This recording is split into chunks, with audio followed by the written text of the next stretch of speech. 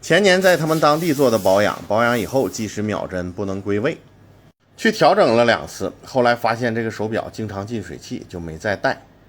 他还发现指针上都被抹了东西，这指针有伤，边缘有掉漆。回去问了，说是学生用的涂改液，表盘拆卸伤。这样的痕迹，表盘上有好几处，好像是胶水。现在表不走，也完全不防水。打开底盖，里面特别脏，都是锈，一道一道的是手印儿。机芯特别脏，生锈严重。按钮把头附近漏水漏得厉害。零件划伤，螺丝拆卸伤，黑螺丝掉色。固基片生锈严重，而且没安装到位。把头直接掉下来，把杆是锈断的，只连着这一小点儿。就是说，在我拔之前，它还没断。4处漏水，问题必须处理。记录表盘状态，还有指针、机芯侧面的生锈，模块都是拆卸伤，密密麻麻的划痕，还有螺丝不原装。即使是只恢复性能不恢复外观的情况下，维修成本也超出维修以后手表的价值了。建议表主弃修，他没同意。调夹板废了，这个轮轴磨损非常严重，2轮上尖生锈严重，脊爪变形。这个零件特别粗糙，它不是原装的，另外松起不到任何作用。计时10轮是断掉以后后焊接上的。拆报尾号这个不能说，3个3连号，说了就都念出来了。2轮上尖磨损非常严重，表面不光滑也变细了。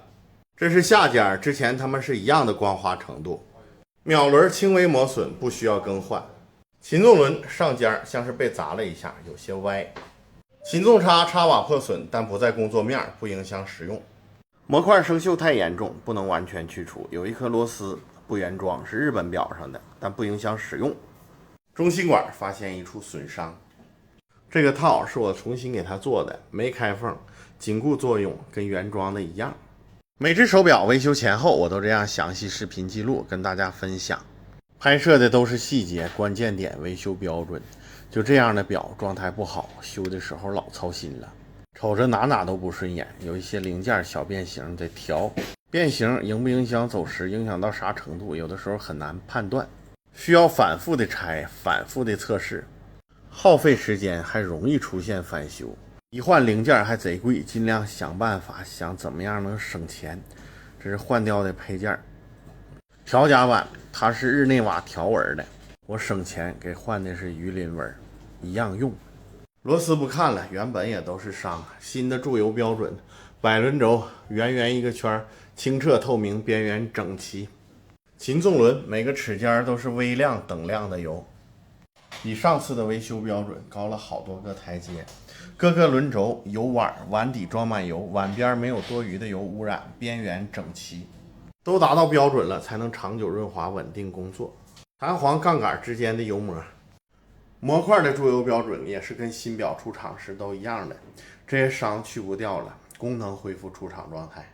6方位走时测试最直观，微差3秒、6秒、5秒，比新表稳定，平均日差每天快2.5秒，比新标准。排除了所有的问题，隐患旧件交还表友，定期保养就不用换这么多。远看都完美，近看只有计时秒针完美，是新换的原装配件。现在防水可靠，计时手感顺畅，归零。